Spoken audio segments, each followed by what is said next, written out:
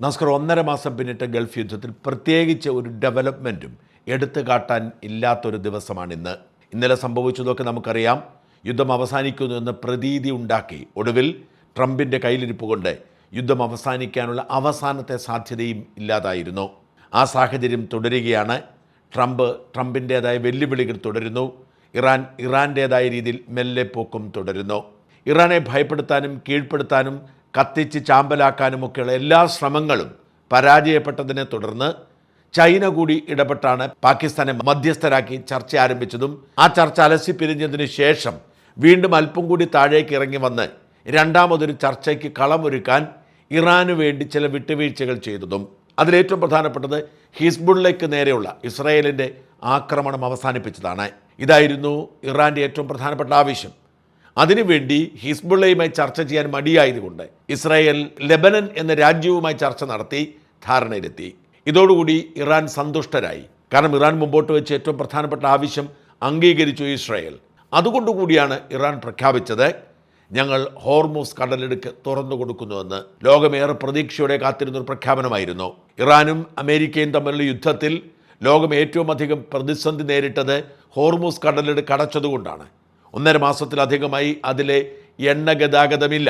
ഓർക്കണം, ലോകത്തിൻ്റെ 20-22% വരുന്ന മുഴുവൻ ക്രൂഡ് ഓയിൽ ഗതാഗതവും പ്രകൃതിവാതക ഗതാഗതവും നടക്കുന്നത് ഹോർമൂസ് കടലിടുക്കിലൂടെയാണ്. ഗൾഫ് രാജ്യങ്ങളിൽ നിന്നുള്ള എണ്ണ, അത് ഇറാനിൽ നിന്ന് മാത്രമല്ല ഇറാഖിൽ നിന്നും സൗദിയിൽ നിന്നുമൊക്കെയുള്ള എണ്ണ ഏഷ്യൻ രാജ്യങ്ങളിലേക്കും പാശ്ചാത്യ രാജ്യങ്ങളിലേക്കും പോകുന്നത് ഹോർമൂസ് കടലിടുക്കിലൂടെയാണ്. അമേരിക്കയ്ക്ക് കാര്യമായ കുഴപ്പമുണ്ടാവില്ല. കാരണം അമേരിക്കയ്ക്ക് സ്വന്തമായ എണ്ണയുണ്ട്. തികയാത്തതിന് വേണ്ടി അവർ വെനസ്വേല പിടിച്ചെടുത്തിട്ടുണ്ട്. എന്നാൽ ഇന്ത്യ പോലുള്ള രാജ്യങ്ങൾ വലിയ ആശങ്കയിലേക്ക് നീങ്ങി. പക്ഷെ 1.5 മാസം കഴിഞ്ഞിട്ട് നമുക്കിവിടെ ഇന്ധനക്ഷാമം ഉണ്ടായില്ല എന്നത് വലിയ കാര്യമാണ്. പക്ഷേ നമ്മളൊക്കെ പാനിക്കായിരുന്നു. മാത്രമല്ല ഗ്യാസ് കിട്ടുന്നതിന് കുറവുണ്ടായി. അതിനേക്കാൾ പ്രധാനപ്പെട്ടത് ഈ ഗൾഫ് രാജ്യങ്ങൾ അവരുടെ പ്രധാനപ്പെട്ട വരുമാനം നിന്നുപോയി. അവർ എണ്ണ കൊടുത്ത് ജീവിച്ചിരുന്ന രാജ്യമാണ്. പടിപടിയായി എണ്ണയല്ലാത്ത സാമ്പത്തിക ഇടപാടുകൾക്ക് അവർ പ്രാധാന്യം കൊടുത്തിരുന്നു. അതിലേറ്റവും പ്രധാനപ്പെട്ട ടൂറിസവും ബിസിനസ്സുമാണ്. ഇത് രണ്ടും നിലച്ച സാഹചര്യമുണ്ടായി. GCC രാജ്യങ്ങൾ മുഴുവൻ വമ്പൻ പ്രതിസന്ധിയിലേക്ക് നീങ്ങി. അങ്ങനെയാണ് ഒടുവിൽ ഇറാൻ ഹോർമൂസ് കടലിടുക്ക് തുറക്കാം എന്ന് പറഞ്ഞപ്പോൾ ലോകം ആശ്വസിച്ചതും വിപണി ഉണർന്നതും എണ്ണവില വീണതും. പക്ഷേ അതിന് തടസ്സം നിന്നത് അമേരിക്കയായിരുന്നു. അമേരിക്ക അതിന് 2 ദിവസം മുമ്പ് ഹോർമൂസ് കടലിടുക്കിൽ ഒരു ബ്ലോക്കേഡ് പ്രഖ്യാപിച്ചിരുന്നു. എന്ന് വെച്ചാൽ നിലവിൽ ഇറാൻ്റെ സമ്പൂർണ്ണ നിയന്ത്രണത്തിലാണ്. ഇറാൻ അനുവദിക്കുകയാണെങ്കിൽ കപ്പലുകൾക്ക് പോവാം. അങ്ങനെയാണ് ഇന്ത്യൻ കപ്പലുകൾ വന്നിരുന്നത്. അമേരിക്ക പറയുന്നു എന്നാൽ പിന്നെ ആ കപ്പലുകളെയും പോകാൻ ഞങ്ങൾ അനുവദിക്കില്ല. അങ്ങനെയാണ് അമേരിക്ക ബ്ലോക്കേഡ് പ്രഖ്യാപിച്ചതും ഇറാൻ്റെ കപ്പലുകൾക്കും പോകാൻ കഴിയാത്ത സാഹചര്യം ഉണ്ടാകുന്നു. അതായത് ഇറാൻ്റെ അനുമതിയോടെ ഉള്ള എണ്ണ ഗതാഗതവും തടസ്സപ്പെട്ടു. ഈ സാഹചര്യം കൂടി കണക്കിലെടുത്തുകൊണ്ടാണ് ഇറാൻ ഹോർമൂസ് കടലിടുക്ക് തുറക്കാൻ തീരുമാനിച്ചത്. ആ പ്രഖ്യാപനം വന്നപ്പോൾ ലോകം ആകാംക്ഷയോടെ കാത്തിരുന്നു. ട്രംപ് പതിവ് പോലെ തൻ്റെ വിജയമെന്ന് അവകാശപ്പെട്ടു. പക്ഷേ ട്രംപ് അമേരിക്കയുടെ ബ്ലോക്കേഡ് മാറ്റിയില്ല.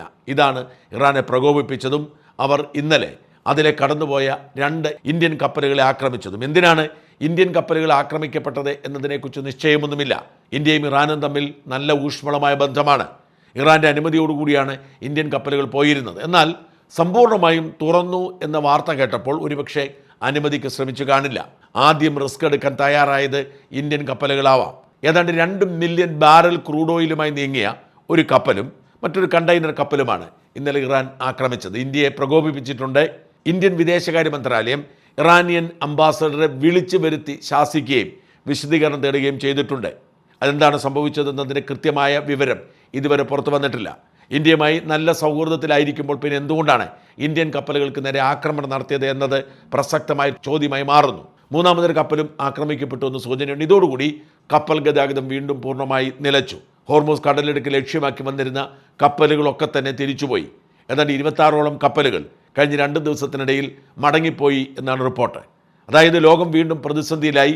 പരിഹാരം എങ്ങനെ ഉണ്ടാക്കും എന്നതിനെക്കുറിച്ച് ധാരണയില്ല. ട്രംപ് പതിവ് പോലെ ഭീഷണിയുമായി രംഗത്ത് വന്നു. ട്രംപിന് മുമ്പിൽ ഇനി അധിക വഴികളില്ല.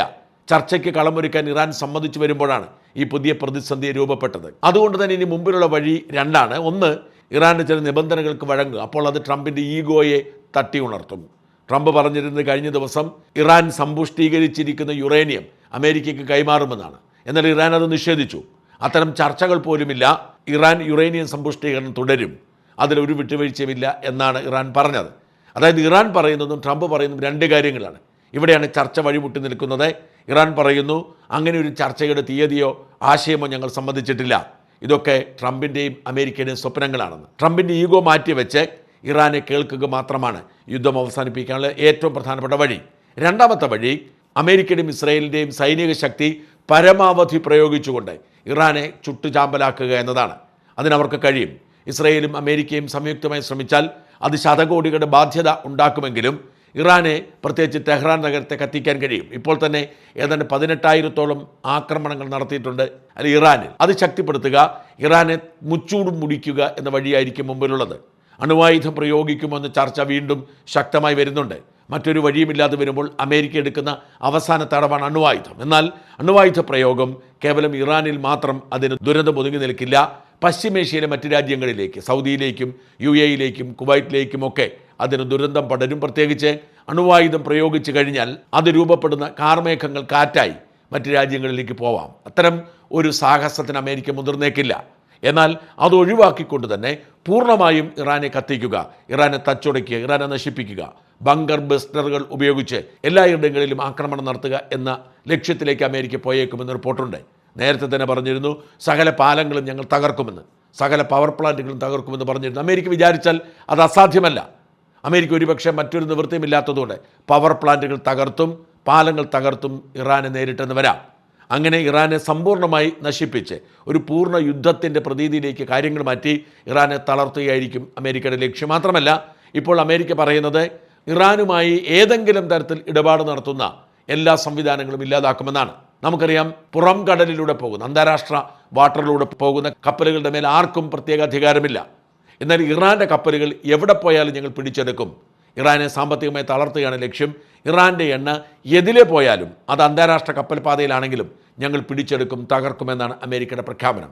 എന്ന് വെച്ചാൽ നേർക്ക് നേർ ഇറാനോട് ഇനി യുദ്ധം തുടരുക, ഇറാനെ പൂർണ്ണമായി നശിപ്പിക്കാൻ ശ്രമിക്കുക, ഇറാൻ്റെ സാമ്പത്തിക സ്രോതസ് ഇല്ലാതാക്കുക, ഇറാൻ്റെ എല്ലാ വ്യാപാര ഇടപാടുകളും പൂർണ്ണമായും തച്ചുടയ്ക്കുക, തെഹ്റാൻ നഗരത്തെ പൂർണ്ണമായും കത്തിക്കുക. ഇതൊക്കെയാണ് അമേരിക്കയുടെയും ഇസ്രായേലിൻ്റെ മുമ്പിലുള്ള അവശേഷിക്കുന്ന വഴി.